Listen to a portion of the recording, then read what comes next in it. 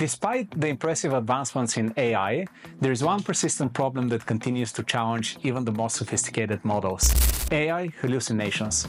In this video, we're going to discuss why large language models such as ChatGPT hallucinate, why this is a problem that may actually get worse as large language models become more accurate, and what are some practical steps you can take to reduce hallucinations. We'll focus on the solutions backed by research to help you reduce error to get the most out of your AI tools.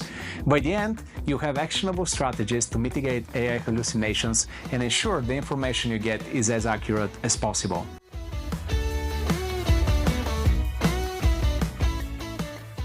AI hallucinations are awesome. They are an important feature of large language models that allows them to get outside of their training dataset and be creative.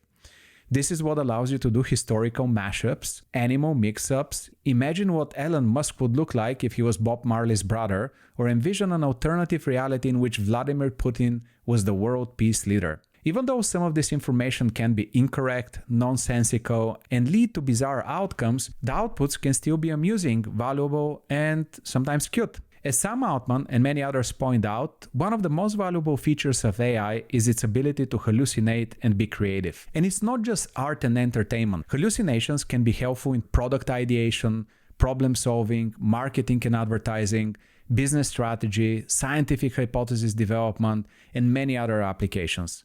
Like this paper that found that ChatGPT comes up with more useful business ideas than students at an elite university. In fact, as Andrej Karpathy, one of the co-founders of OpenAI, says, large language models are dream machines. Hallucination is all they do. Your prompt starts the dream, and then based on their hazy recollection of the training documents, most of the time the results go somewhere useful. As Ethan Molek points out, for most people at work, the importance of open-ended problems to which the answers are non-deterministic outweigh close-answer problems that require deterministic answers. This is the reason why ChatGPT has been rapidly adopted in many knowledge-intensive industries, from software developers and marketers to teachers and legal professionals. For example, over 45% of HR professionals already use ChatGPT at work based on this study from the University of Chicago. One of the early uses of the term hallucination in the field of AI was in computer vision, where in the early 2000s it was associated with constructive implications such as super resolution, image in painting, and image synthesis. It is only recently when hallucinations have gotten a bad rap. So hallucinations are not intrinsically bad and can be pretty awesome. The problem is that occasionally large language models make stuff up, even when we don't want them to. I'm sure that you're all too familiar with the experience. You request help from ChatGPT and you're promptly met with a response that is confident, coherent, but just plain wrong.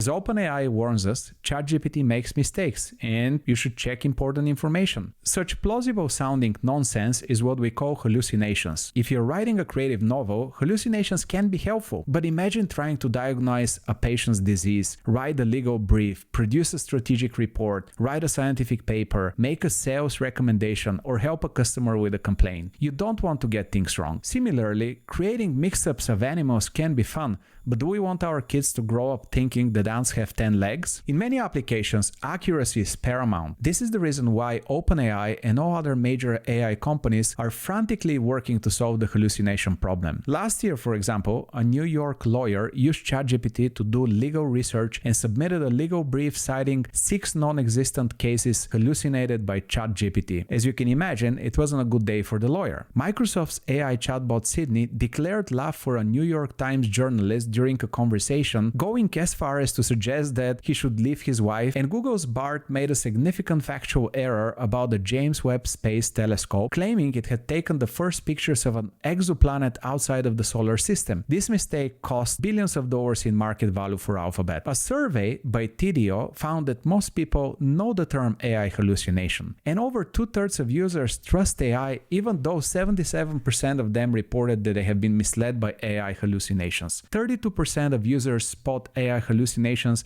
by simply relying on their senses and instincts. We don't know how often large language models hallucinate because it depends on the question and applications, and models are improving all the time. Let's look at an example. One study showed that if you're trying to do a literature review, GPT 3.5 made up over half of the references. This number, however, is significantly lower for GPT 4, around 18%. Only 2 out of 10 papers were hallucinated. But is this good enough? If you're writing a scientific paper, would you be okay to include references to papers that don't exist? We may also want to ask how large language models do relative to humans. Studies find that citations inaccuracy rates for humans are approximately 20-26%. So large language models may already be better than most human researchers. Mind you, those are academic researchers, not college students, and their papers were peer-reviewed.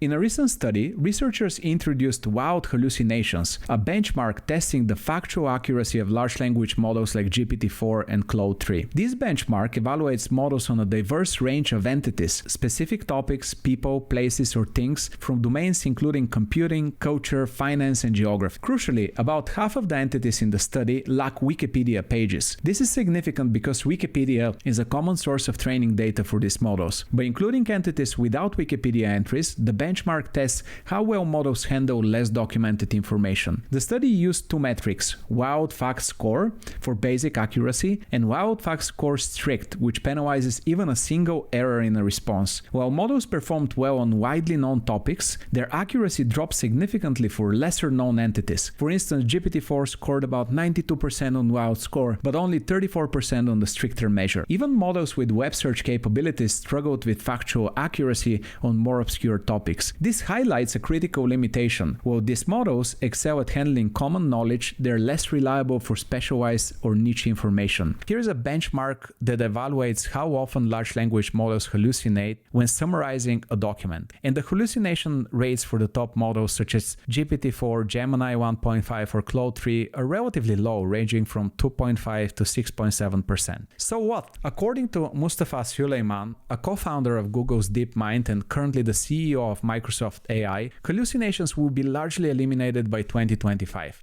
But other scholars believe that this isn't a fixable problem. Rather, it is due to the autoregressive prediction nature of large language models. Models have also gotten much better over time, so we will see what happens in the future. Here's an interesting thought. When models are not accurate and hallucinate a lot, we tend to pay significantly more attention to their output. However, as they become more accurate, we're more likely to trust their output, potentially leading to significant errors if we're not careful. This phenomenon is called falling asleep at the wheel, where humans become overly reliant on high-quality AI. For example, a recent study by Harvard found that as AI models get better, humans are less likely to check their outputs. The research found that people working with higher quality AI actually performed worse than those with lower quality AI. Why is that? As Ethan Mollick, a professor at the Wharton Business School, says, when AI is very good, humans have no reason to work hard and pay attention. They let the AI take over instead of using it as a tool. In one of his studies, Professor Mollick and his co-authors found that AI can significantly improve the productivity of business consultants, especially those at the bottom half of the skill distribution. However, when a task was designed to be outside of AI capabilities, they found that consultants using AI actually had less accurate answers than those who are not allowed to use AI. This highlights the importance of maintaining human oversight and critical thinking, even as AI systems become more advanced and seemingly more reliable, especially for high-stake decisions. In fact, I would argue that we have already passed the critical point where AI-generated answers are good enough and most people are just not paying attention. One study found that participants perceived similar levels of credibility between human-generated and AI-generated content, regardless of the user interface presentation. Surprisingly, participants rated AI-generated content as clearer and more engaging than human-generated content. The authors note, despite the extensive training and continuous advancements in AI-driven content generation, the potential for errors, misperceptions, and even hallucinatory behavior persists within these applications. In the largest social Turing experiment, human or not, participants were unable to reliably tell the difference between AI and human-generated text. This highlights a significant risk as users increasingly rely on AI for information retrieval without distinguishing between AI and human-generated content.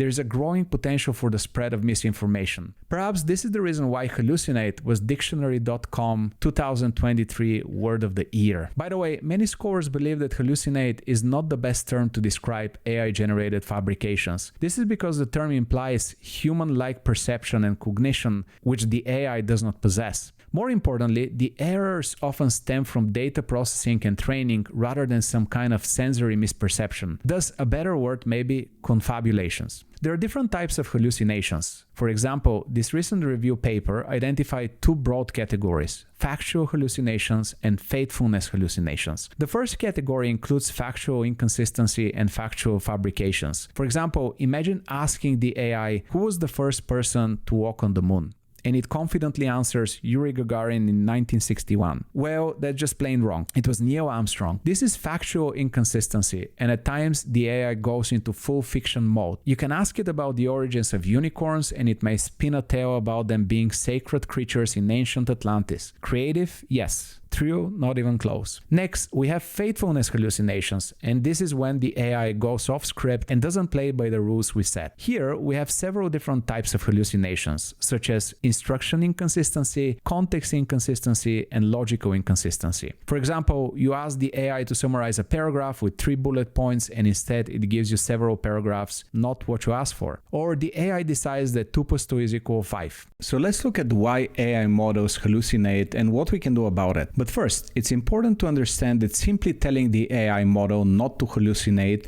is not going to work. It's like asking a child to avoid making mistakes without giving them any guidelines and rules how to avoid them. At first glance, it may seem that large language models produce inaccuracies or make things up just like humans do. However, the underlying mechanisms are fundamentally different. Humans provide false information for various reasons: intentional lying, misremembering, rush thinking, altered states like consuming drugs, or mental health issues. Large language models, on the other hand, don't have intentions, egos, emotions, or personal interests. They don't lie in the human sense, nor do they experience altered states of consciousness. Large language models are sophisticated pattern-matching algorithms. They don't possess true understanding or comprehension of the information they process. Unlike humans, they can't differentiate between what is true and false in the abstract sense. They lack cognitive framework to evaluate the truthfulness of information, and they don't have inherent reasoning processes to validate their outputs or check the logical consistency of their inferences. The text generation process is also inherently probabilistic. Even with perfect training data, the stochastic nature of the process will still lead to hallucinations. In essence, this is what causes them to hallucinate. Let's look at some more specific reasons. Large language models learn from vast amounts of internet text where the expression "I don't know" is rarely used. Think about Reddit or Twitter. Users frequently share opinions and information, both accurate and inaccurate, but rarely admit to not knowing something. This behavior gets baked into AI models, making them more prone to try to generate plausible sounding content rather than admitting they don't know something. One way to reduce AI hallucination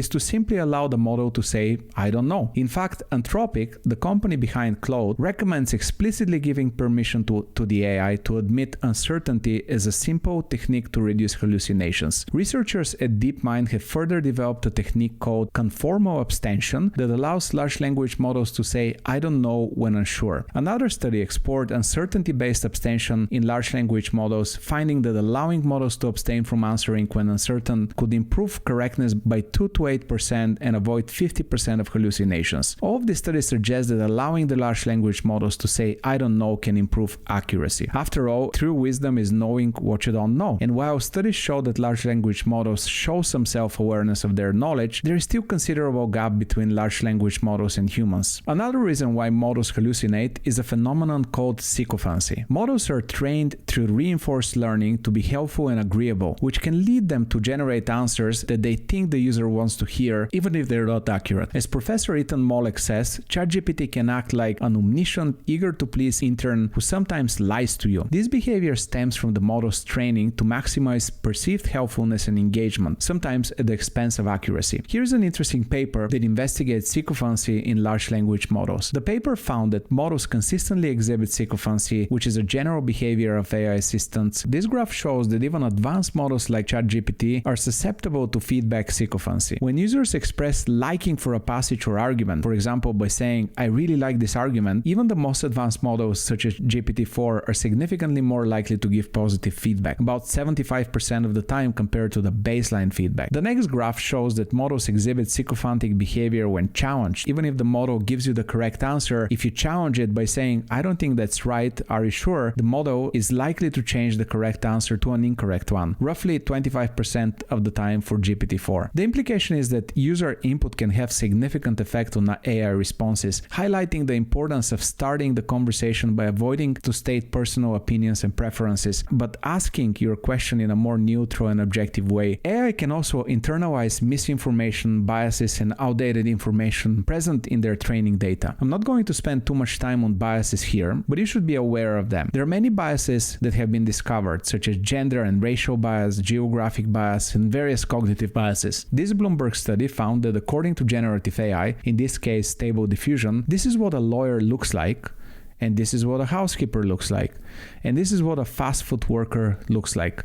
I think you get the point. When Google tried to correct this issue, yes, it didn't work out very well. But let's look at one particular cognitive bias called positional bias. According to this paper, large language models exhibit significant positional bias. They tend to favor responses based on their position rather than quality. This makes them biased evaluators. This graph shows that simply changing the order of responses leads to overturned comparison results, even though the authors add the command to ensure that the order in which the responses were presented does not affect their judgment. So be aware of this bias, especially if you're using large language models to evaluate and rank things, as it can lead to unfair and inaccurate evaluations. So what can you do? Instead of directly asking for ranking, you can ask the large language models to provide evidence and detailed reasoning for their evaluation before scoring. One of the most practical and useful applications of large language models is asking them to summarize or retrieve information from long documents. The original context window of ChatGPT was relatively small. After chatting for a while, ChatGPT would often forget the beginning of the conversation and get confused. However, newer models have significantly larger context window. ChatGPT has 128,000 tokens, Claude 3.5 Sonnet 200,000, while Gemini 1.5 has an impressive 1 million context window. This is equivalent to thousands of pages of text. However, research has shown that large language models perform best when the relevant information is at the beginning or the end of the document, and significantly degrades when it's in the middle. In other words, large language models tend to be lost in the middle. You can see this phenomenon in these graphs. Newer models tend to be significantly better at information retrieval. For example, Claude 3.5 Sonnet has almost perfect recall across all context lengths, up to 200,000 tokens, on a test called Needle in a Haystack, where scientists inject specific information into a large amount of text and test the model's ability to accurately retrieve this information. However, this does not guarantee perfect performance in all real-world applications. Factors such as document structure, topic complexity, and the specific nature of the information being requested can still influence retrieval performance,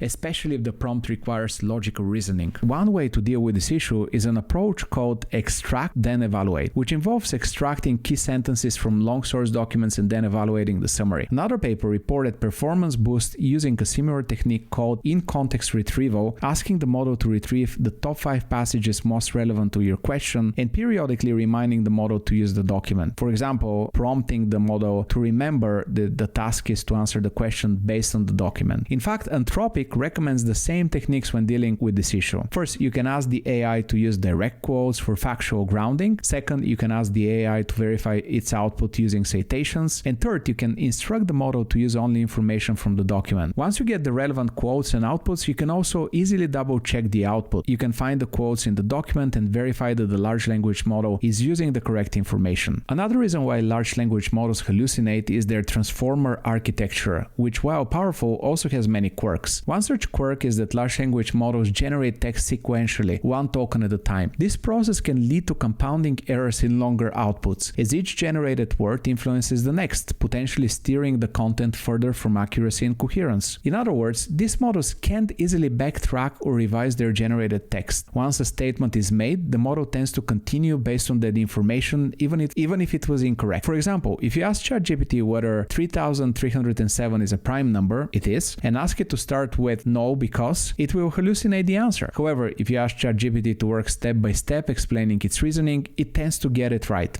You can see the difference. This is called chain of thought prompting and tends to be very effective at reducing hallucinations. In fact, it is one of the more advanced techniques that Anthropic recommends when using their AI. This process of self-verification can sometimes allow the model to catch its own errors and inconsistencies. Chain of thought prompting typically involves providing examples to the model of step-by-step reasoning for similar problems, and then providing explicit instructions such as let's approach this step by step or explain your reasoning. Two other approaches that Anthropic recommends are running the same prompt several times and then comparing the outputs to verify inconsistencies, or best event verification, and iterative refinement, where you use the outputs of the AI as inputs for follow-up prompts. You may already know this, but large language models have a parameter called temperature that creates a trade-off between creativity and accuracy. Higher temperature increases output variety but also increases the risk of hallucinations. It's like adjusting the creativity dial. Turn it up for more imaginative responses but potentially less factual ones. Here is what ChatGPT thinks are the qualities of successful CEOs at temperature 2. It turns out that temperature around 0.8 is the best for writing, which is what most models are set to by default. Finally, many models like Claude don't have real-time information and have a cutoff date for their training. However, models such as Bing and Perplexity are connected to the internet and can perform real-time web searches to access more current information. Specific tools like Elicit are connected to large databases of academic papers and can also allow you to get more accurate results. This can serve as an additional point of verification. It's important to remember that while these techniques significantly reduce hallucinations, they do not eliminate them completely. It's also important to always validate critical information, especially for high-stake decisions.